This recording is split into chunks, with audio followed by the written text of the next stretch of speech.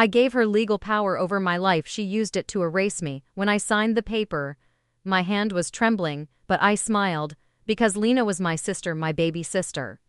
The one I used to walk to school, the one I protected from bullies, the one I trusted more than anyone. Signing over power of attorney felt like locking my heart in a safe I never expected her to open without asking. It was supposed to be temporary. I had just been diagnosed with an autoimmune flare that made everyday decisions feel like climbing a mountain.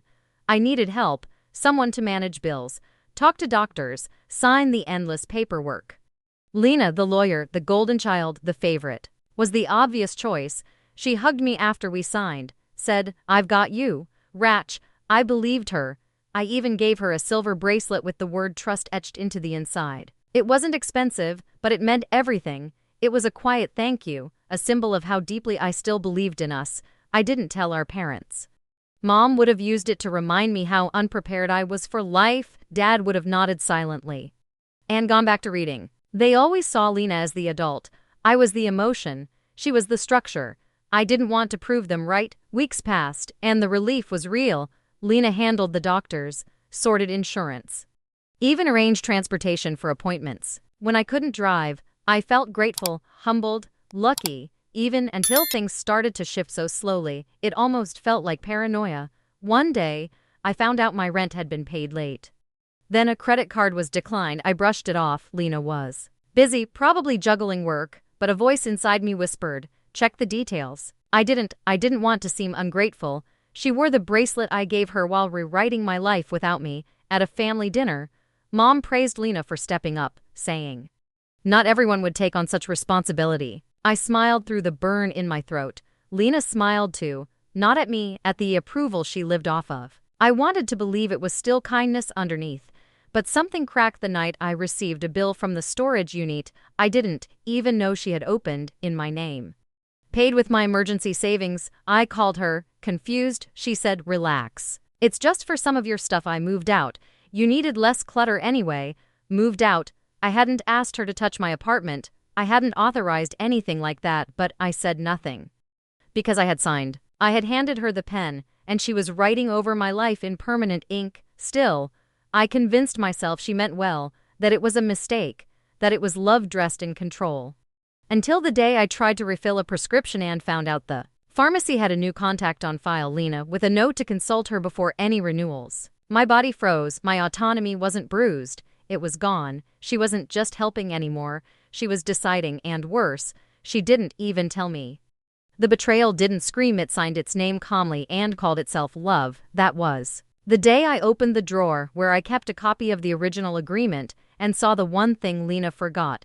The hidden clause I had insisted on, the one that could change everything. Growing up, Lena was the sun, bright, warm, and impossible to ignore. Every room she entered, our parents lit up. Every minor success, a spelling bee. A school election was a celebration. Meanwhile, I was the storm they endured. Too emotional, too reactive. You always make things harder than they need to be. Mom used to say, "It wasn't just words. It was space." Lena got the bigger bedroom, the first car, the private sat tutor. I got secondhand praise, if that, when I won an art contest at 14. Mom said, "That's nice, but Lena's debate team is going to regionals." I stopped showing them my sketches after that. Dad played the role of quiet observer. He never openly criticized me, but he never defended me either. He sat through every dismissive comment, every comparison, with the same passive nod, like love was something you earned through compliance, not existence. Lena learned early how to play the game. Polished, strategic, she cried privately and succeeded publicly. Even when she was wrong, she knew how to make it sound reasonable. Once, she borrowed money from me in college and forgot to pay it back. When I reminded her, she said, "I thought you were just helping out, like family does." She was their proof that they did something right. I was the proof they didn't. When I moved out at 23, it wasn't a celebration. Mom said, "Well, I hope you can manage on your own." Lena helped me pack, but halfway through, she paused and said, "Don't mess this up there." Finally, not worried about you. I went no contact for almost a year after that, but I missed birthdays, holidays, the illusion of family, and slowly, I returned quietly, carefully. I told myself I could handle it, that I could be around them without expecting love. By the time I turned 30, the pattern had deepened. Lena would arrive late to dinners and be showered with affection. I'd bring a homemade dish and be told it was an acquired taste. Dad would ask Lena about her career. He'd ask me if I was still doing that school thing. Then the diagnosis hit. My body betrayed me in ways I didn't expect. Pain, fatigue, memory lapses. I didn't want to tell my parents, but I needed help and Lena offered. She didn't hesitate. She was calm, efficient, supportive, it felt like the one version of our relationship I had always hoped for. So I signed the papers, not out of desperation but out of a foolish, aching hope that maybe trust could rebuild what childhood had fractured. I remember the day I handed her the bracelet. She looked at it like it was a relic. "This is sweet," she said, fastening it on her wrist. "You know I'll take care of everything." And for a moment, I believed her. I didn't sign the paper because I was weak. I signed it because I believed in the sister I thought she still was. For a few weeks, things felt better. We texted more. She updated me on appointments, sent reminders, even brought soup once. But it didn't last. The kindness faded and the control stayed. Looking back now, I see how rehearsed it was. The smile, the softness, the way she softened the cage before locking the door. I wanted to believe we were healing. But she was just waiting for me to lower my guard, and when I did, she stepped in not as a sister, but as a manager of my life. The first time something felt off, it was small. A copay at the doctor's office had already been covered, but I hadn't given anyone my card. When I asked Lena, she said I handled it. "You're welcome," I laughed awkwardly, thanked her, but something about her tone stuck with me. Then came the forwarded emails, medical decisions I didn't authorize, appointments scheduled without asking. She'd say, "I figured it was easier this way," and maybe it was. But easier doesn't mean right. It felt like I was being managed, not supported. A pharmacy tech called one afternoon to confirm my new insurance provider. I told her there was no change. She said, "Well, Lena Moore submitted the update last week." That night, I asked Lena why she switched it. Her response: "Because it was cheaper." "You should be grateful I'm saving your money." She didn't steal with force. She replaced my choices with hers, smiling. At our next family gathering, Mom asked Lena how I was doing without looking at me. Lena gave a whole update. Like a case file. "She's on new meds, struggling with sleep, but I've got it under control." I wasn't a person. I was a project being presented for approval. I started keeping a list of things that felt wrong, passive-aggressive texts, access denied to my own bank accounts, emails that were suddenly redirected. She said it was streamlining. I called it suffocating. One afternoon, I visited my apartment and found that some of my books were gone, a shelf rearranged, a painting I had loved taken down. Lena said she decluttered for me. I hadn't asked her to step inside, let alone redecorate my life. I asked about my emergency fund, the one I kept separate for real crises. She paused and said, "We used some of that for storage and bills. You weren't really in a place to manage it." My stomach dropped. She had erased the boundary between her power and my life. Every favor came with a price: silence, submission, or both. I wanted to speak up. I drafted messages, rehearsed confrontations, but each time, I folded, because I had signed the paper, because I had trusted her, and because no one else would believe me. Mom still called her a blessing. Dad said, "At least she's stepping up. You're lucky." I wasn't lucky, I was invisible. Every attempt to reclaim space was spun into ingratitude. When I finally told Lena I felt uncomfortable with her managing my prescriptions, she laughed. "Rachel, don't start spiraling. You know how you get." She weaponized my illness against me, turning my anxiety into a reason to hold tighter. Even my therapist raised an eyebrow when I mentioned the depth of Lena's control. "That's not care," she said gently, "that's containment." But even then, I wasn't ready to call it betrayal, because that would mean facing the truth. My sister wasn't protecting me. She was replacing me. I tried changing passwords. She locked me out of more. I requested updates from banks. They redirected me to her. I felt like a ghost haunting my own life, present, but powerless. Then one night, I noticed the bracelet still on her wrist, still shining. Trust, it read. I had given it to her in faith. Now it mocked me every time her hand moved to sign something I never consented to. The final break didn't come as an explosion, it came as an email. One I wasn't meant to see. Lena had accidentally forwarded me a thread between her and a financial advisor. My name in the subject line, the body of the message, detailed Instructions about reallocating funds from my account into a long-term investment in her name. At first, I thought it was a mistake, a typo, some clerical error. But the further I read, the clearer it became she had shifted over $8,000 from my savings under the justification of protecting Rachel's long-term interests. I stared at the screen, heart racing. Hands cold, I called her instantly. She didn't pick up. I texted, emailed, waited. 2 hours later, she replied, "I did what's best. You've been unstable and impulsive. This guarantees your safety. No apology, no explanation, just full-blown justification." She didn't steal my money, she stole my right to decide who I was. I went to my parents' house that night, sat across from them at the kitchen table and told them everything. My voice shook, my hands trembled. But I laid it all out: the bank accounts, the appointments, the storage unit, the investment. My mom frowned. "Are you sure you're not misinterpreting this?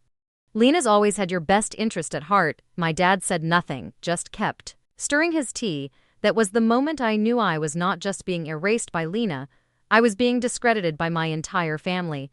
I begged them to look at the statements, to read the emails. My mom sighed. "You're being dramatic. You always do this when you feel out of control." She didn't say Lena betrayed you, she said you're overreacting. The humiliation was not just in what Lena did, it was in how easily everyone else accepted it. How they looked at me and saw not a woman asking for her rights, but a child throwing a tantrum. That weekend, I showed up at Lena's apartment. I wanted answers, closure. She opened the door. "Still wearing the bracelet, you shouldn't be here," she said, calm, controlled, like I was the one crossing a line. I asked her why she took control so deeply, why she moved my money, my things, my life. Her answer: "Because someone had to. You weren't doing a good job." Just like that, no guilt, no regret. Just the clean efficiency of someone who believed in her own righteousness. She didn't destroy my life. She restructured it without asking if I wanted the renovation. I left without yelling. Without slamming the door, I walked back to my apartment and sat with the truth. The person I trusted most had turned my vulnerability into a power trip. Days later, I received a message from a mutual friend. "I heard from Lena. She said you're having another episode. Do you need help?" That was it. She hadn't just taken my money, she had poisoned my narrative. The bracelet flashed in my mind again. I had given her trust. She turned it into a leash. I spent the night rereading the documents. Every signature, every clause, every condition. That's when I saw it buried in paragraph 12. Subsection B, the hidden clause. The one I had insisted on when we signed the agreement. It was a failsafe, a single line that read, "In the event of medical stability and demonstrated mental capacity, power of attorney may be fully revoked at the discretion of the principal, effective immediately." My heart steadied for the first time in weeks. I didn't just have hope, I had leverage. The discovery of the clause should have felt like victory, but all I felt was numbness. I sat on the floor with the paperwork spread around me, surrounded by proof that I hadn't imagined it, that I had planned for this exact moment, and still, it hurt. It wasn't about the money, it wasn't even about the power. It was about the story they told about me: unstable, ungrateful, incapable, and how easily everyone believed it, even after all these years, even after everything I'd built with my own hands.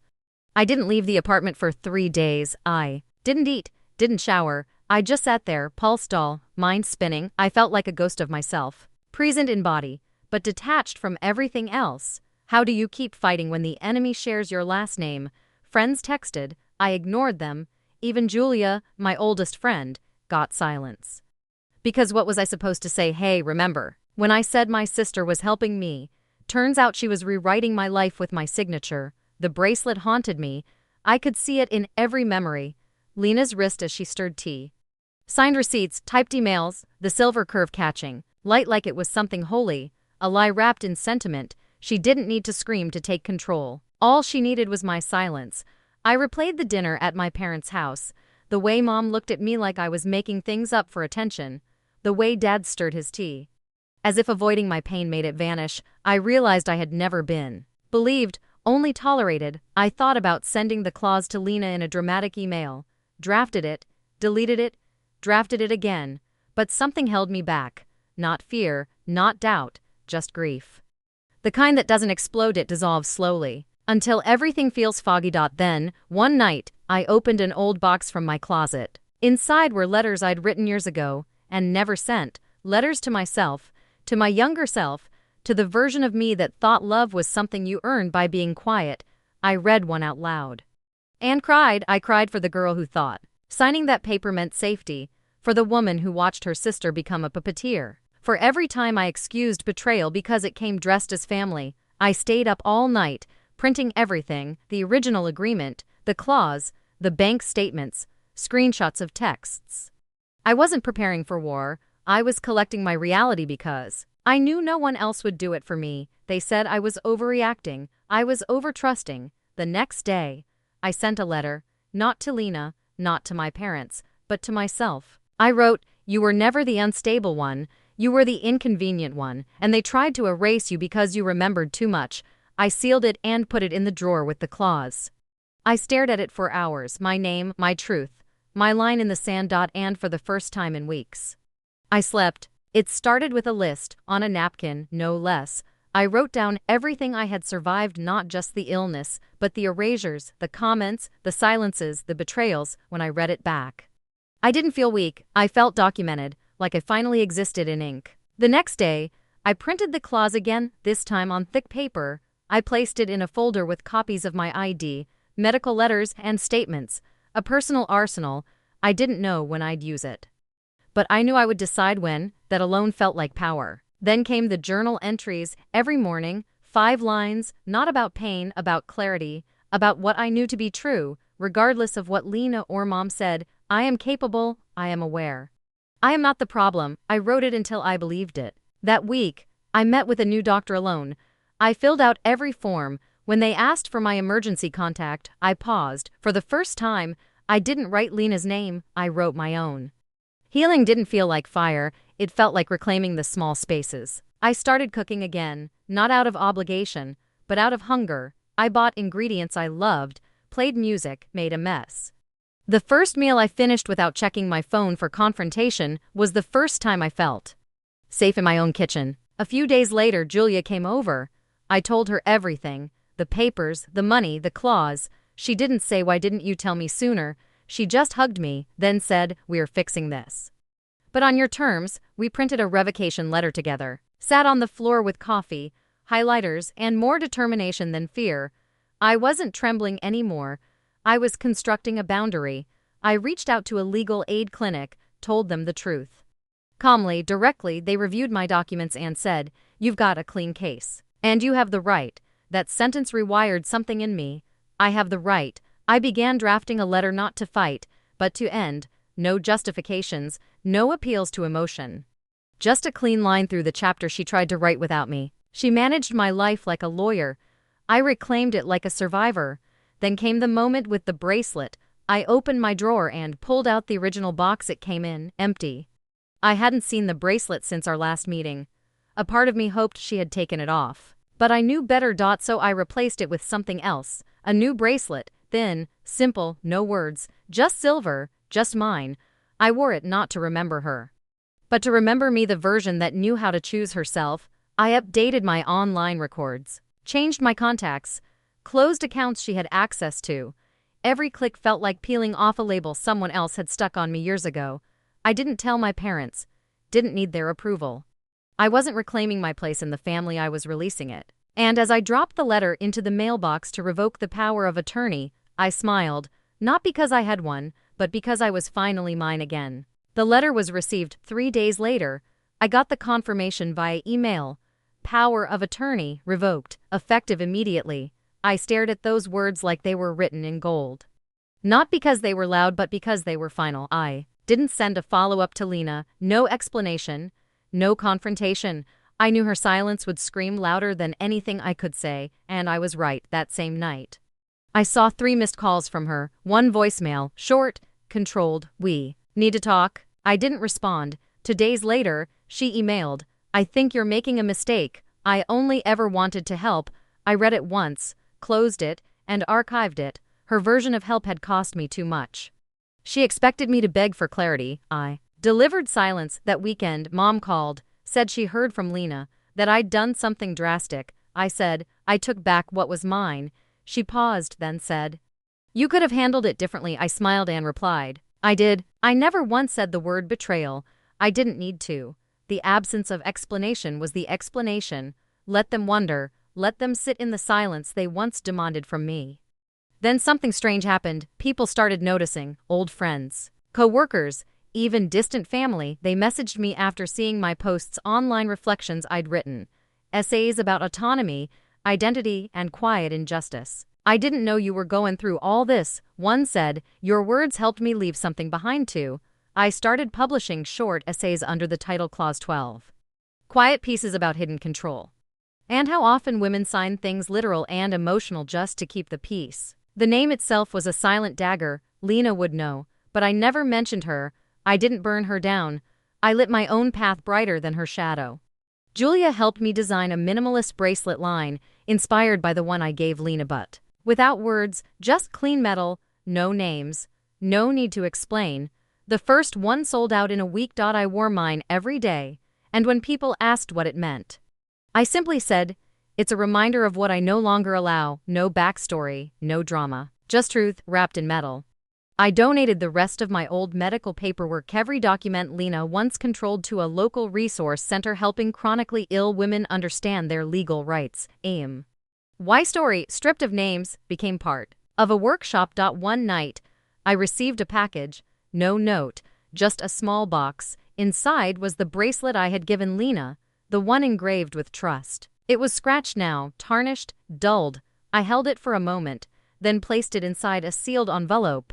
No return address. I dropped it off at the donation center the next day. She returned the object, but she never reclaimed the meaning. Freedom didn't arrive with applause. It arrived quietly, like breath returning after too many years holding it in. My life felt smaller, simpler, but also real. I didn't have to ask for permission anymore, and that alone was worth everything I'd lost. I started saying no more often, not with anger, just clarity. No to family dinners that felt like courtrooms. No to phone calls I didn't owe. No to shrinking myself so someone else could stretch their control across my body. Every morning I put on the new bracelet, no engraving, no symbolism forced into metal, just a thin loop of strength I chose for myself. Some days I caught myself staring at it, remembering what it replaced. And I would smile, not because it was beautiful, but because it was mine. The essays from Clause 12 were gaining traction. A small publisher reached out, wanted to turn them into a collection. I said yes, because these weren't just stories. They were echoes of every woman who had signed something and lost her voice in the process. Julia and I hosted a small exhibit, quiet pieces, letters unsent, legal documents redacted with poetry. At the center, a glass box containing the bracelet Lena had returned. The placard beside it read, "This used to mean trust. Now it means escape." I thought I was protecting her from my pain. She was collecting it for leverage. I moved apartments, left the place she had once had access to, painted the walls, bought plants, framed a photo of me at the exhibit. I looked free in that photo, not because I was smiling, but because I was unapologetically alone. Mom texted once, "I miss how close you two used to be." I didn't reply, because the truth is we were never close. I was just silent enough for it to look that way. Lena hasn't contacted me since the bracelet. I think she understands now, not what she did but what she lost. The version of me who begged, who bent, who believed her performance more than my own instincts. Some nights, I reread the clause, the one line that saved me. Not because I doubted her, but because I knew, deep down, that anyone raised in the same house I was could turn love into leverage without noticing. I was never unstable, I was just unprotected. The bracelet line launched officially 6 months later. I named it Clause 12. Every piece sold came with a card that read, "No explanation necessary." The last time I held Lena's bracelet, I whispered, "You almost convinced me I was lucky to have you." Then I let it go. I don't wear names on my body anymore. Only silence, metal, and choice. I gave my sister power of attorney. She betrayed me. So I used the hidden clause. Now I sign my own name, no witness needed.